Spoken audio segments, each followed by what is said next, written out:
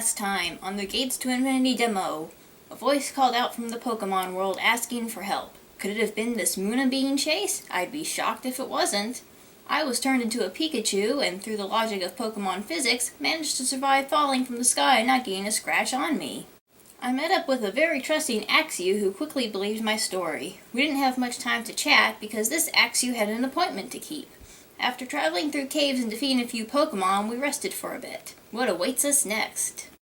You know, when I started this game last week, I was actually pretty excited about it. There was lots of mystery and interesting plot. I really enjoyed battling in real time. So what happened when I went to turn it on again? Over 10 freaking minutes of cutscenes! And when I finally got to do something, it was back to more caves where Axew ended up fainting. Needless to say, my enthusiasm for this game has waned just a little bit. So we're just gonna skim through the rest of this demo as I give it a more proper review. So, picking up where we left off last time. As soon as I hit continue, Axew proclaims that we finally made it. We rush off to the meeting place, which is located in this pretty desolate area. We meet up with Quagsire, who tells us that he's the one who manages the land around here, and was getting so bored he thought about heading home. Believe me, Quagsire, you aren't the only one who's starting to get bored. He asks Axew if he's sure if he wants to be in such a desolate area, especially with mystery dungeons taking over the area.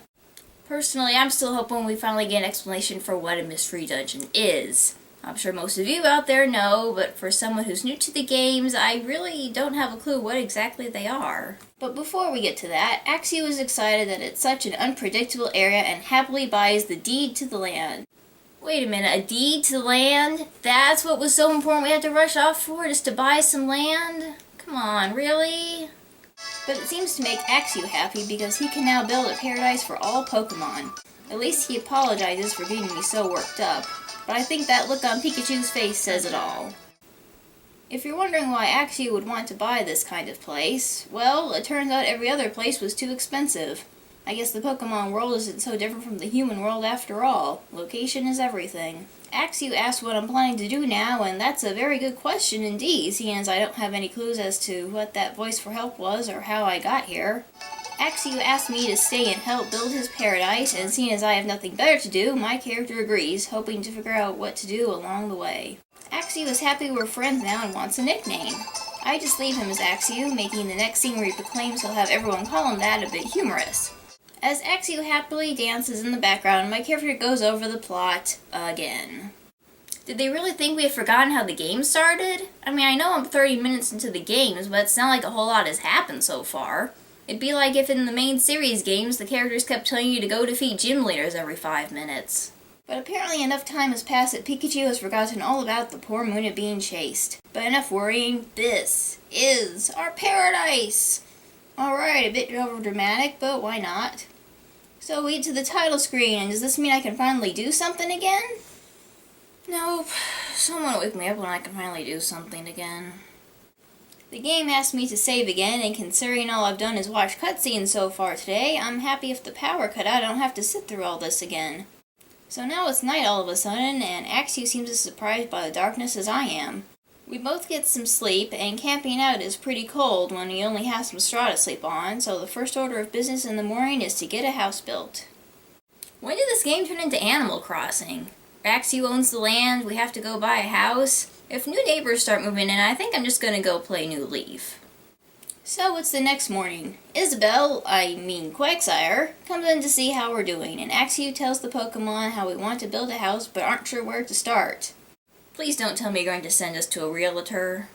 No, nothing like that. He tells us to go to Post Town where we can find some constructors to build us a house. So we head off and Quagsire stops us at a crossroad. He gives us some more information on Post Town and how it was built as a rest stop for all the Pokémon traveling this way.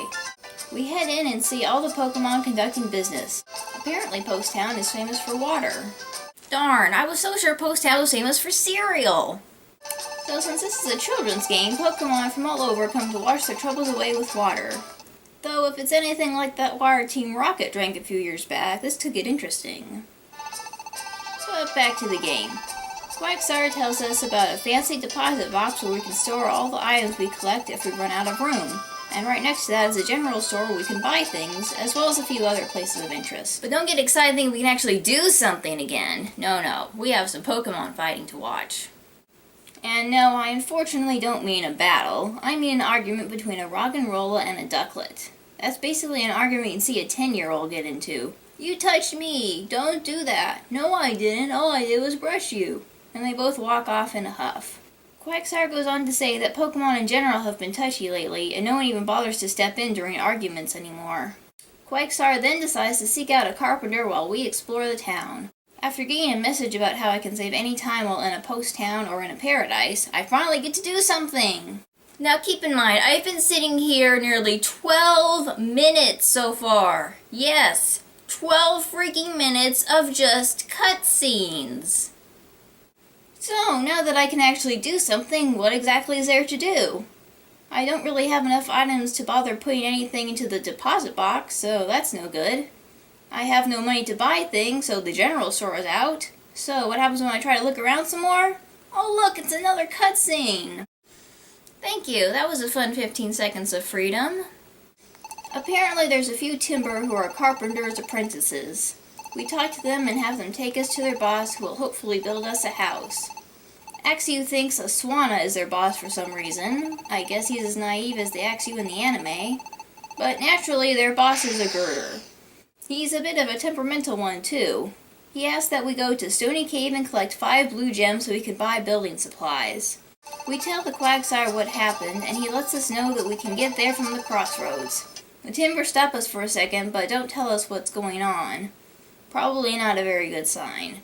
Quagsire takes us to the crossroads and tells us that Stony Cave is a mystery dungeon. And finally I get to know just what a mystery dungeon is. Just in case anyone out there doesn't know, a mystery dungeon is a place where the layout changes each time you enter it, or a passage will lead to someplace unexpected. Definitely something that could help keep the game fresh. Of course, that's assuming I can ever get past these cutscenes to do something. He tells us to do our best, and in an amusing turn of events, Axew says it could be a bit more genuine since we'll be facing danger.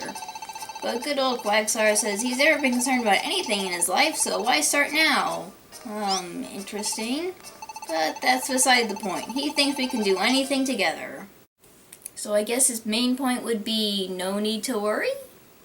And just in case you have a horrible memory from all these scenes dragging things out, Axew reminds us of what our task is. And finally, I get to go do something! So, off to Stony Cave we go. Like I said before, I didn't make it through Stony Cave without Axew fainting, so we're just going to take a look at my second attempt through there. If you saw my first video, it's pretty much just more of that. I go through different floors of the cave, battle different kinds of Pokemon, and pick up some items. I ran into this odd red door a few floors away, but couldn't find a key for it anywhere. I'm assuming this gets expanded upon in the full version, but it looks like there's some interesting stuff in there. So after going through a few more floors of this place, we finally find the gems, take some, and bring them back. So we get back to town and no problems, right? Not exactly. The Scraggy runs into us and dashes off just as quickly as it came. Gee, I sure hope nothing happened to those gems Axew was carrying. So we get back there and go to Girder, and what's this? The gems are gone! Gee, I sure hope that Scraggy we ran into didn't steal them. Axew has no clue what happened, and Girder just assumes we never went there at all. So, are we going back to the cave? For some reason, even I don't understand what happened. Gee, it's not like that Scraggy could have possibly stolen the gems, is it? As we head back to the cave, who do we run into? Wow, what could that Scraggy possibly be doing? That's it. Axew might have dropped the gems when we ran into him before. Maybe if we talk to that Pokemon, he'll know something. Look, I know Axew is a naive Pokemon, but I used to be a human, so surely I can understand that a pickpocket can work that fast, right? Hardly seems like there was enough time to steal them in that second, though.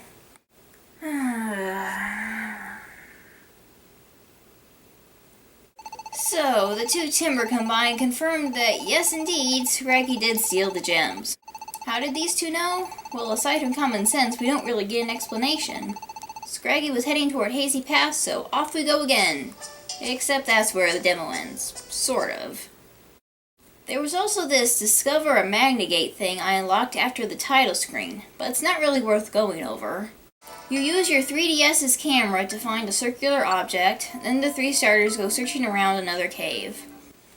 So that pretty much sums up the demo of Gates to Infinity. Would I recommend it? Well, I think you should download it for yourself and see. Personally, I just found it all a bit too boring and a bit dumbed down compared to the main series game, which is especially disappointing after how exciting the start to this was. The plot is spelled out for you way too much and way too often. I mean, after Axu fainted the first time, it brought me to a screen that told me what the plot was again. And the cutscenes just last way too long. I don't know if the full version has quite this many cutscenes, but for a demo, it's a real turnoff if you're spending 12 minutes just sitting there clicking a button. The most you get to control is exploring caves. If that's your kind of thing, then I recommend checking it out, but for me, the gameplay was just too repetitive with not enough plot to keep me hooked.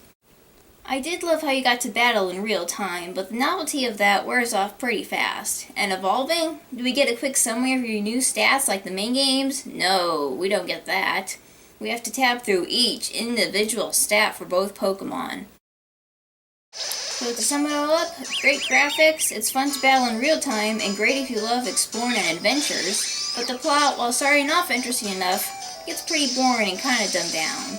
Things are spelled out too much, and if you love the strategy of battles in the main games, the small positive of real-time battling will quickly make you bored with it.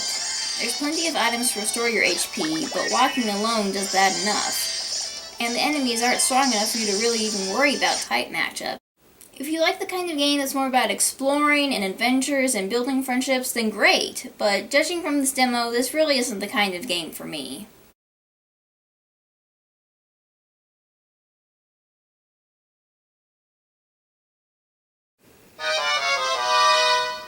Ah.